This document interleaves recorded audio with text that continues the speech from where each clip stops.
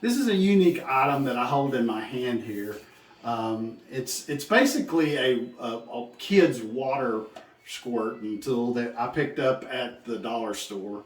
But it works really well, and they make some other devices you can get to remove water. But one of the things that you're going to want to do is if you see that after you flush the toilet, you still have water in the tank.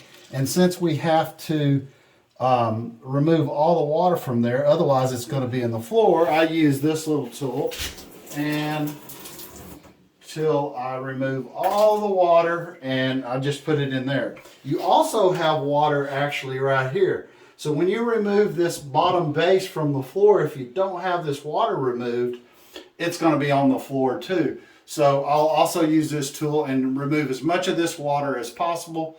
And then once I get it all removed, I'm going to show you how to take the stuff apart.